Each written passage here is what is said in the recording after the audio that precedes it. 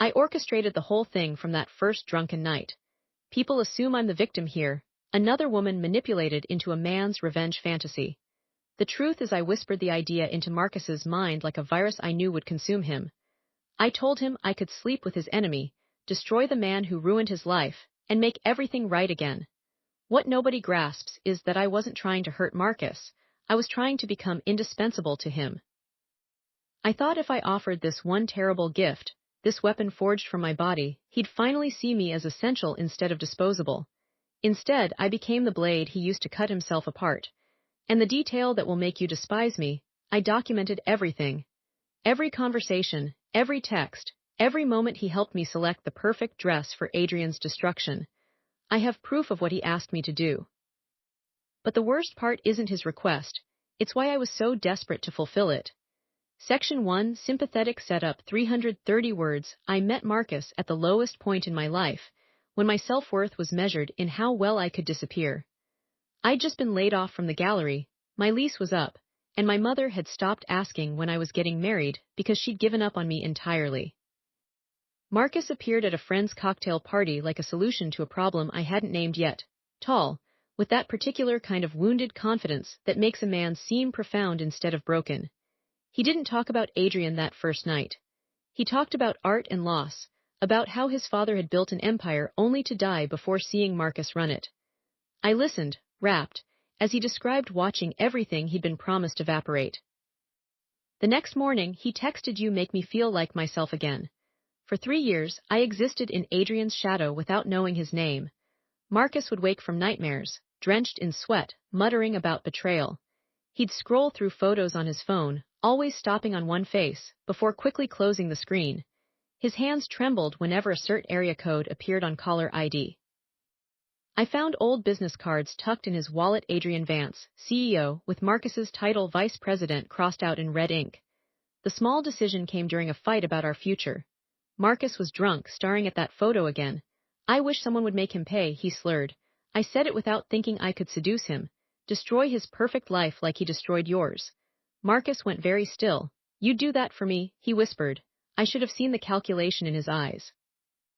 I only saw the possibility of finally mattering. Section 2, Escalation with dramatic irony, 450 words. I didn't expect him to take me seriously. That was my first mistake, treating it as a test of loyalty rather than a proposal. The next morning, Marcus brought me coffee in bed and asked, very quietly, what I'd meant. I brushed it off, but he pressed. "You think you could get close to him?" I found myself researching Adrian Vance that afternoon. 42. Married to a pediatric surgeon, 2 daughters, gave millions to charity. The photograph showed a man with Marcus's eyes but none of the bitterness. I left the browser open on Marcus's laptop, an accident that felt like a dare. He didn't get angry. He sat beside me, scrolling through Adrian's Instagram, his jaw tight.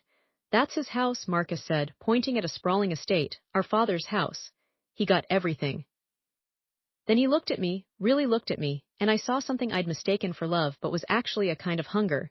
"You have the right look. He has a type." I rationalized it as therapy. If Marcus could watch Adrian suffer, even a fraction of what he'd endured, maybe the screaming nightmares would stop. Maybe he'd look at me without that constant distance. I created a fake LinkedIn profile, sent Adrian a connection request citing mutual interests in contemporary art. He accepted within hours. The first consequence arrived disguised as success. Marcus grew obsessed with my progress, demanding screenshots of every message. He stopped sleeping, stopped eating, his entire focus narrowing to this one objective. I told myself this was healing. But the dramatic irony was already building. Marcus wasn't exorcising his demons, he was feeding them, and I was the offering. Section 3, First Major Revelation, 600 words. The truth bomb detonated during what was supposed to be a celebration. Adrian had invited me to a gallery opening, my supposed area of expertise, and Marcus insisted I document the entire evening with a hidden camera in my clutch. Evidence, he called it. Proof of his hypocrisy. But at the gallery, I met Adrian's wife, Elise. She was warm, intelligent, and when she learned my name, her face flickered with recognition that had nothing to do with Marcus. "Oh," she said carefully, "you're the one Marcus keeps posting about." The artist, right? I hadn't known Marcus posted about me. I checked his social media that night, public profiles I'd never seen before. They were filled with photos of me, captioned with lies about gallery shows I never had, awards I never won. A fictional life constructed in real time. Adrian had liked every single post. That's when I found the article. 5 years old, buried in local news archives. Family dispute over inheritance resolved. Adrian and Marcus weren't business rivals. They were half-brothers. Their father had left everything to Adrian because Marcus wasn't his biological son, an affair their mother had confessed on her deathbed. The red ink on those business cards wasn't professional frustration. It was blood. I confronted Marcus with shaking hands. You said he stole your company. He stole my life, Marcus corrected, his voice ice. My name, my family, my future. He knew about the affair. He kept quiet while our father built me up, promised me everything. Then he produced the paternity test like a weapon. This was the hidden action I'd buried even from myself. I'd already sent Adrian a message that morning, accepting his invitation to dinner. Alone. I'd told Marcus it was cancelled. The lie sat between us like a third person. Marcus's sister, Lena, found out first. She saw the message thread when I left my phone on the kitchen counter. You're sleeping with Adrian to help Marcus, she whispered, her face pale. Jesus Christ, do you have any idea what you're actually doing? I told her it was complicated. She told me I was the third woman Marcus had done this with. Section 4, Consequence Escalation, 750 words. Lena's revelation should have stopped everything. Instead, I dug deeper. If I was just another weapon in Marcus's arsenal, then I needed to become the one that finally hit its mark. I met Adrian for that dinner, and something unexpected happened. He asked about my art. My real art, the abandoned paintings in my mother's garage, the sketches I'd never shown anyone. He listened like Marcus never had. The consequences multiplied. Marcus demanded nightly reports, growing more agitated when I couldn't provide proof of Adrian's depravity. You're not trying hard enough, he'd say, his voice cracking. He has to want you, make him want you. So I did. I let Adrian kiss me goodnight, let his hands rest on my waist, documented the moment with a photo sent to Marcus at 2 a.m. The situation spiraled when Marcus announced his Project A documentary about the corruption of the elite, featuring my seduction as the central narrative. He'd been filming our planning sessions, my practice conversations, everything. He'd even hired a sound designer to make it more cinematic. My attempt to come clean failed spectacularly. I invited Adrian to coffee, planning to confess everything. But Marcus appeared, claiming he was my manager, steering the conversation toward Adrian's moral compromises. Adrian grew uncomfortable, mentioned his wife's charity work, and left. Marcus grabbed my arm so hard it bruised. You almost ruined 6 months of work. That's when I understood the public dimension. This wasn't private revenge anymore. Marcus was building a product, and I was both the star and the sacrifice. The worst decision came when he insisted I attend Adrian's daughter's 16th birthday party.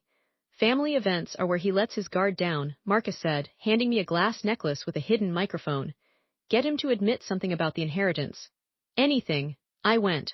I wore the microphone. I watched Adrian dance with his daughter, both of them laughing, and I felt the microphone against my chest like a confession I hadn't yet made. Section 5.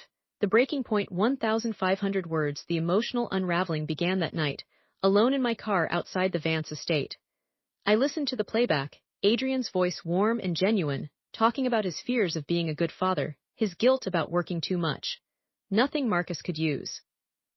I deleted the file, then undeleted it, then sat in the dark for 3 hours wondering when I'd become someone who could be deleted so easily. My self-sabotage took the form of honesty. I stopped sending Marcus updates. I forgot to charge the microphone. I told him Adrian was getting suspicious.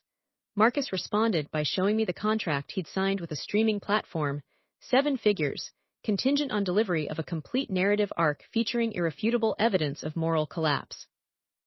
He was selling my body, my voice, my betrayal, and calling it art. At a family barbecue, another staged infiltration, I pushed away the one person offering help. Elise cornered me by the dessert table, her voice low. You don't have to do whatever Marcus has asked you to do. I know about the other women. I can help you. I recoiled, spilling punch on her dress, creating a scene. Marcus filmed the whole thing from behind the azalea bushes. Perfect, he whispered later. Now she thinks you're unstable. The near confession happened at a coffee shop. Adrian met me, concerned. Is Marcus controlling you? He asked gently. The way he's always there, the way you look at him. I opened my mouth to tell him everything, but Marcus texted me a photo of my mother's house with the message the documentary needs a final interview with family. Should I fly her in? The major confrontation came from an unexpected source. Adrian's teenage daughter, Maya, found Marcus's camera in the bathroom during the party. She was tech-savvy, 15, and suspicious. She showed her father the footage of me adjusting it, explained how to trace the feed. 3 days later, Adrian called me.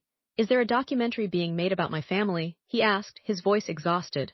Marcus's support system, already just me and his delusions, crumbled when Lena went to the press.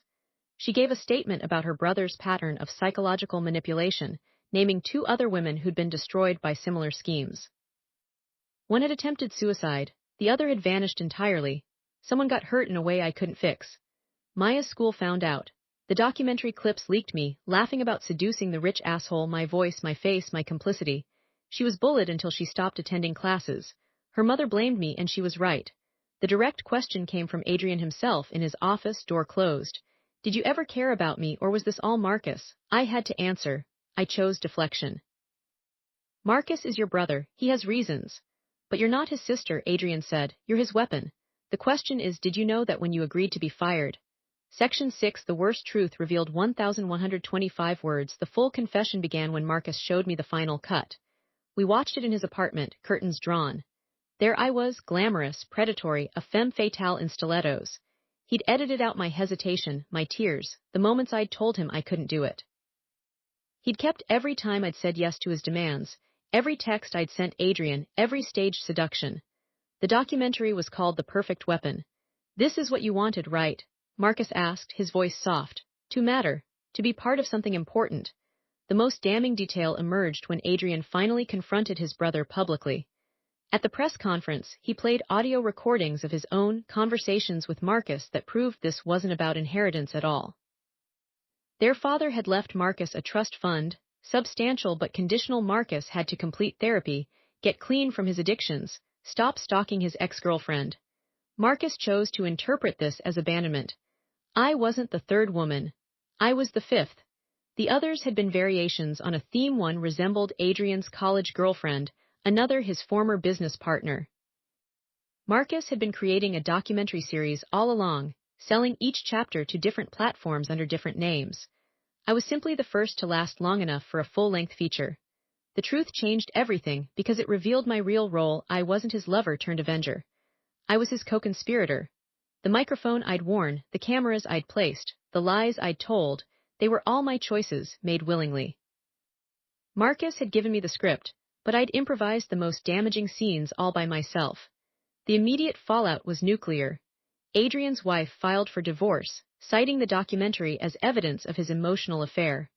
Maya was pulled from school. Marcus's platform deal collapsed when the full extent of his manipulation came out, but I was the one who'd provided the ammunition. The last hidden element dropped when I accessed Marcus's cloud storage, the password he'd given me in what I thought was a moment of intimacy. There were folders labeled with women's names. Mine was the most recent. Inside were videos of private moments, me sleeping, me crying in the shower, me on the phone with my mother lying about how happy I was. He'd been filming our entire relationship, building a backstory for his documentary from day one. My justifications reached their peak. I was trying to protect Adrian by controlling the narrative. I told Lena when she asked why I'd gone through with it. If I was the one delivering the blow, I could soften it. Even I didn't believe me anymore. Section 7, Aftermath and Reflections, 750 words, the concrete fallout hit like shrapnel. I lost my job at the gallery. They couldn't have the documentary girl representing their artists.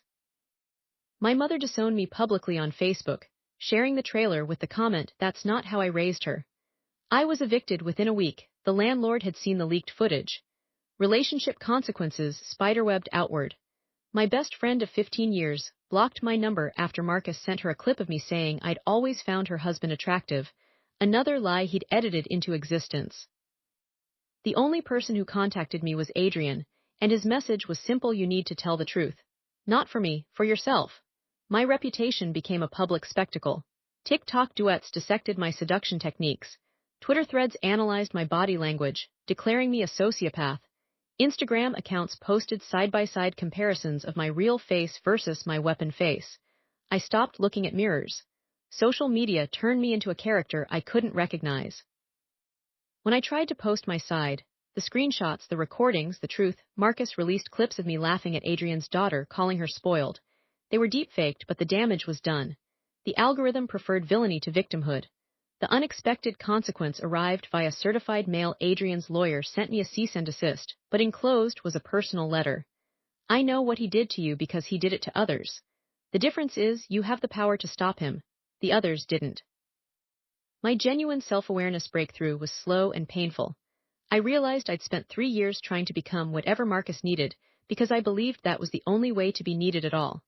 I'd mistaken attention for love, a role for a relationship. In trying to save him, I drowned myself. Where I am now, I live in a studio apartment in a city where no one knows my name. I work nights at a 24-hour diner where the customers care more about coffee refills than my past. I still check Marcus's IMDb page, waiting to see if my episode gets renewed for another season. It hasn't yet. Section 8 Closing Resonance 375 words. I'm telling this story now because Marcus's documentary dropped on a major platform this morning. I'm the villain in episode 4, The Woman Who Loved Revenge. The comments section is already calling for my cancellation, my imprisonment, my public shamming.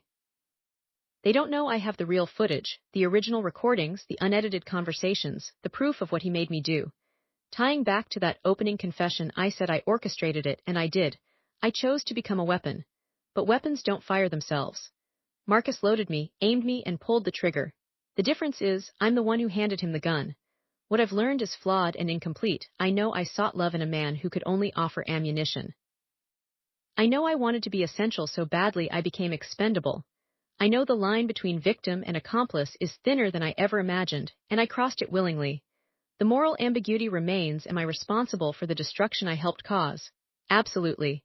Did Marcus manipulate me into that role with precision and intent? Without question. The truth is a wound that won't close because it has 2 edges. So judge me if you must. Call me names, share this story, add me to the list of terrible women who destroyed a family. But before you do, ask yourself if the person you loved, the one who knew every crack in your heart, handed you a knife and pointed it at their enemy, would you really have said no? Or would you, like me, have just sharpened the blade and asked which way to twist it?